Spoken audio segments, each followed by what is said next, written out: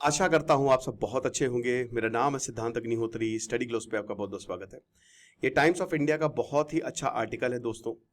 तो इसमें मैं आपको बताऊंगा भैया बिहार में इलेक्शन होने वाले हैं, तो चलिए बात करते हैं कौन जीतेंगे। तेजस्वी यादव जीतेंगे, नीतीश कुमार, प्रशांत किशोर। मैं भाई दिल से चाहता हूँ कि इस बार प्रशांत किशोर जीते।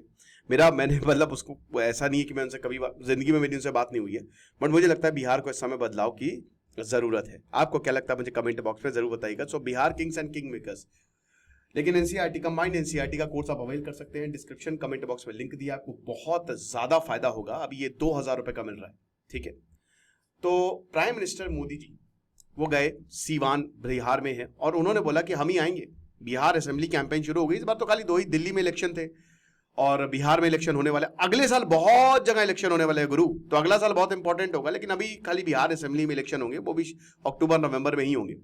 तो उन्होंने बोला कि देखिए, कहा जाता ना कि the Bihari don't cast their vote, they vote their caste. तो पॉलिटिक्स जो है ना बिहार की, ये बहुत इंपॉर्टेंट है ना। स्टेट जो है, जैसे कहते हैं ना कि एमोरल फेमिनिज्म, पॉलिटिकल साइंटिस्ट कहते हैं इसको एमोरल फेमिनिज्म की बात बोली है। अब इसको मैं थोड़ी देर में आपको समझाऊंगा। एग्रेरियन सोसाइटी में परमानेंट सेटलमेंट इसको डिफाइन किया गया था। Self interest limited to one's nuclear family और एक्सटेंशंस।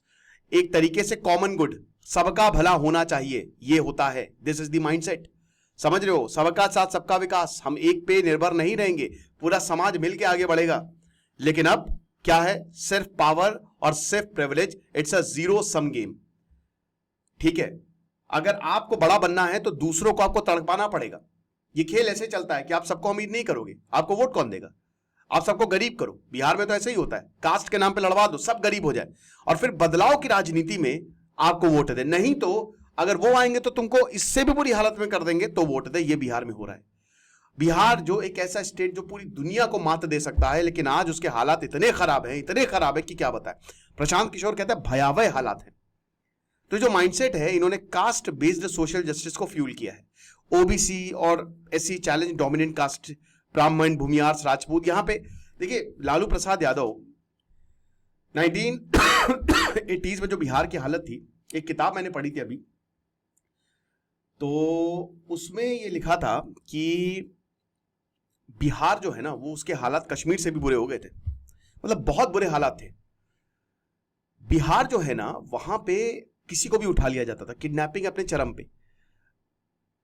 शाहबुद्दीन से लेकर, मतलब आप नाम लीजिए, बड़े बड़े गैंगस्टर्स आपको यहां पे मिलेंगे, खतरनाक। और इनको संरक्षण, भाई जाहिर सी बात है, पॉलिटिकल एक्सेस था। तो लालू यादव का ना वही जो जंगल राज उनका याद को, लेकिन वो एक फेनोमेना था, ठीक है ना। मतलब भाई जाहिर सी बात है, उनके बहुत, उन्होंने दबे कुचले जितने भी थे उनको एक आवाज दी, लेकिन डेवलपमेंट जीरो रहा, माइनस में चला गया। लोग डरते थे, कास्ट को लेकर भयंकर पॉलिटिक्स हुई।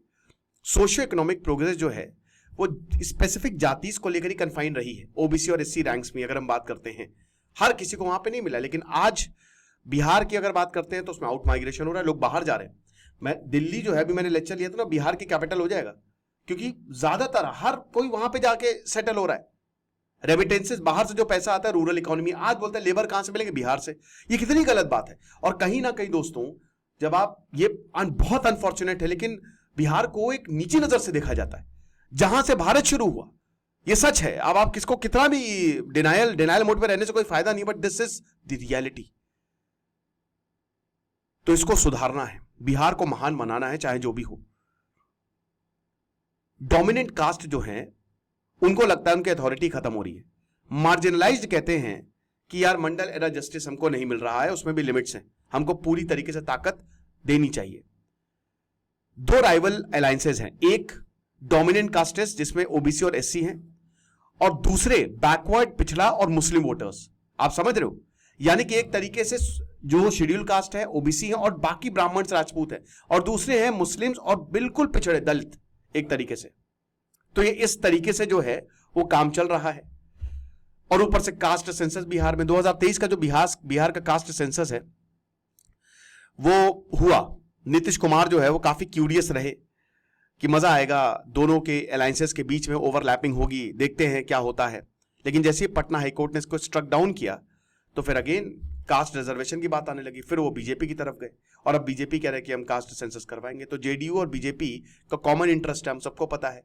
नीतीश कुमार पलटू राम के नाम से जाने जाते हैं, बट कहता है मैं कहीं नहीं जाऊंगा, मैं कहीं पे भी नहीं जाऊंगा, मैं एक ही जगह रहूंगा। जेडीयू बीजेपी अलायंस जो है वो ईबीसी को टारगेट करेगी, जो इस समय 36% बिहार की पॉपुलेशन का है, 36.1%, 2 करोड़ तो पॉपुलेशन है, ठीक है। और उसमें आपके मुस्लिम्स भी आते हैं, लिमिटेड कम्युनल पोलराइजेशन है बहुत, जैसे यूपी बंगाल में तो कम्युनल पोलराइजेशन बहुत ज्यादा है ना, ठीक है भाई, बंगाल में तो बहुत ही ज्यादा है, लेकिन यहां पे ऐसा नहीं है, हेट्रोजीनियस है। ओके, अब देखिए ये तो बहुत सारे यू टर्न्स हैं, आया राम गया राम, और ये इधर आपको जॉर्ज फर्नांडिस, ये सब, ये हम इसको देखेंगे नहीं फिलहाल, ठीक है। आप इसको पॉज करके आराम से देख लीजिएगा। चलिए अच्छा मैं आपको बता ही देता हूं। देखिए जेडीयू जो पहले तो भैया नीतीश कुमार जो है वो लालू प्रसाद यादव के साथ ही थे ना। लालू प्रसाद यादव आए और लालू प्रसाद यादव ने, वो सब दोस्त थे, सच जनता पार्टी, और वो जो पूरा रेवोल्यूशन, टोटल रेवोल्यूशन आया था उससे आए थे भाई। जो जेपी थे, जयप्रकाश नारायण, वो तो एक मतलब वैसा लीडर गांधी जी के बाद वही एक ऐसे थे जिसका कहते हैं ना कि एकदम खुमार चढ़ा था। तो जब वो रेवोल्यूशन लेके आए जननायक, तो सुपड़ा साफ कर दिया, और जितने भी आज के नेता देख रहे हो वो वहीं से निकले। तो नीतीश कुमार और लालू प्रसाद यादव तो साथ में काम करते थे, लेकिन फिर लालू प्रसाद यादव बने सीएम और नीतीश कुमार को उनका काम पसंद नहीं आया। उन्होंने बोला कि जिस चीज पर आए, भाई नीतीश कुमार की स्टोरी जो है ना, मैं इसको बहुत ज्यादा एडमायर करता हूं। मेरे एक तरीके से जब मैं पॉलिटिक्स की बात करता हूं तो बहुत ऊपर रखता था मैं नीतीश कुमार को, एक आइडियल पॉलिटिशियन, लेकिन आज वो छवि एकदम खत्म हो गई। ये चीज है। फिर 1996 में नीतीश कुमार जो है वो बीजेपी पे गए, फिर 1998 से लेकर 2004 तक ये भाई रेलवे मिनिस्टर भी रहे और एनडीए के साथ रहे। 2000 में फिर जो बीजेपी लेड एनडीए है, ठीक है, पहली बार नीतीश कुमार को सीएम 2005 में जेडीयू बनी, मतलब ये सीएम बने। भाई जाहिर सी बात है लालू प्रसाद यादव को हारना ही था, और उसके बाद डिफेक्शन जो है वो चलता रहा, ठीक है। और फाइनली हम ये देखते हैं कि जो नीतीश कुमार है, देखिए मैं फिर से बोल रहा हूं कि आप इसको आराम से पॉज करके देख लीजिएगा, क्योंकि ये मैंने कई बार बताया, और जो लेक्चर मैं कर रहा हूं ना उससे मैं डाइवर्ट हो जाऊंगा। तो इसीलिए मैं आपसे यही रिक्वेस्ट करूंगा कि बस आप जो इंटरेस्टेड है, सबको पता है पूरी जर्नी मैंने नीतीश कुमार की बायोग्राफी से लेकर अभी तक सब बताया है कि कैसे ये इधर उधर फुदके हैं। लेकिन दोस्तों बात ये है ना कि अब 2025 की बात है, आज इस साल की बात है। तो 2024 में आप देखिए जो लोकसभा के इलेक्शन हुए उसमें एनडीए ने जो सीट थी बिहार में 40 में से 31 सिक्योर की, 47.23% वोट शेयर था, ठीक है। तो ये बहुत बड़ी बात है। अब इंडिया ब्लॉक से काफी ज्यादा था, लेकिन जेडीयू एक बहुत तुरुक का इक्का साबित हुई थी। जेडीयू के आधे वोट थे और बीजेपी के आधे वोट थे, और एलजेपी का मोबिलाइजेशन जो था 6.47%, वो भी काफी डिसाइसिव था, चिराग पासवान।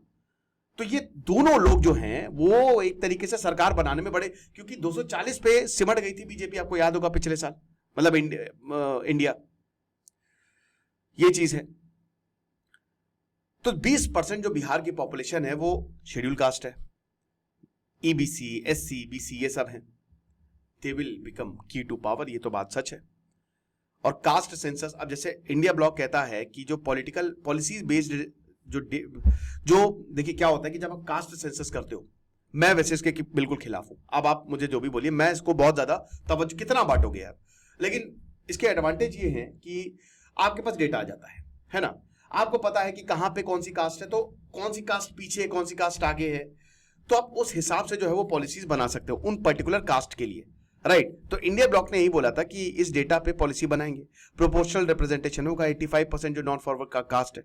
एनडीए कहती है कि जो सेंसस है वो इनइक्वालिटी, जो बैकवर्ड कास्ट, भाई जाहिर सी बात है कि 25% इंडिया में जो कास्ट है ना, जिनको रिजर्वेशन दिया जाता है, वो 75% फायदा उठा रही है। बहुत सारी कास्ट तो फायदा ही नहीं उठा पा रही है, आप समझ रहे हो। तो ये सारी इनइक्वालिटी को दूर करेगा। कोर्ट्स ने they have not blocked the enumeration of forward castes, EWS में जो ब्राह्मण है, राजपूत, उसमें आप ईडब्ल्यूएस में 10% कोटा आपको ऑलरेडी मिला है, तो फॉरवर्ड कास्ट उसमें आ ही नहीं है, ठीक है ना। और यही चीज ईबीसी, एससी, मुस्लिम और क्रिश्चियंस के लिए आप अप्लाई कर सकते हो, अगर इसको सपोर्ट मिला तो ये हो सकता है। ये तो आने वाला, हालांकि अभी जब होगा तभी पता चलेगा, but nation wise caste census जो है, अभी जब सेंसस होगा 2027 में, 2 साल बाद, तो आपको सब कुछ पता चल जाएगा। तो कोई भी अलायंस जो है वो बिहार में जीते, वोटर जो है उसको क्या मिलने वाला है, शॉर्ट टर्म गेम्स में क्या जॉब होगी, सीट होगी, हो सकता है, बिल्कुल हो सकती है, रिजर्वेशन भी शायद मिल जाए। लेकिन कोई भी अलायंस जो है उनका एक विनिंग फॉर्मूला नहीं है कि क्या करेंगे बिहार में। इस बार इलेक्शन बड़े टेढ़े होने वाले हैं। दो बजट पैकेज जो है 2024-2025 में, ये सिर्फ टिप ऑफ वोटर्स है ना भाई। वोटर्स क्या कह रहे हैं, लोग क्या कहते हैं कि भैया हमको अच्छी रोड दे दो, हमको अच्छी एजुकेशन दे दो, हमको इंफ्रास्ट्रक्चर दे दो, हमको अच्छा लाइवलीहुड दे दो, हमको नौकरियां दे दो, यही सब तो है। और क्या है, हम बाहर ना जाए, बिहार को इतना डेवलप कर दो कि लोग बैंगलोर से लोग काम करने बिहार है, आईटी बनाओ। नहीं हो रहा है, हालात बहुत। अभी दोस्तों मैं पटना गया था, बहुत बुरे हालात है, बहुत वहां पे जाम लगता है और सिविक सेंस काफी हद तक मुश्किल है वहां पे। अब LJP, RLM, AIMIM, Prashant Kishor की जन स्वराज, ये एक किंग मेकर के रूप में उधर उभर सकते हैं। पर दोस्तों वही बात है ना कि किंग मेकर के रूप में उभरेंगे, लेकिन कैसे? क्या प्रशांत किशोर बीजेपी के साथ जाएंगे? मुझे तो नहीं लगता है, बहुत मुश्किल होने वाला है। क्या प्रशांत किशोर नीतीश कुमार के साथ जाएंगे? इम्पॉसिबल। प्रशांत किशोर तो अकेले ही रहेंगे, लेकिन बाकी की पार्टीज भी एज अ किंग मेकर उभर सकती हैं, देखना पड़ेगा। और बाकी जो होगा, बिहार की पॉलिटिक्स काफी हाई स्टेक रहती है, कास्ट फ्रैगमेंटेड रहती है, इलेक्टोरेट जो है काफी रेस्टलेस भी रहता है। लेकिन वही है ना कि no child enters a birthday party to part with their cake. ठीक है ना, ऐसा नहीं है, हर किसी को केक का टुकड़ा चाहिए, तो ये चीजें समझनी होंगी। बाकी देखेंगे, अभी नवंबर में इलेक्शन होंगे तो हम बताएंगे। खुश रहिए, पढ़ते रहिए। दिस इज सिद्धांत अग्निहोत्री साइनिंग ऑफ।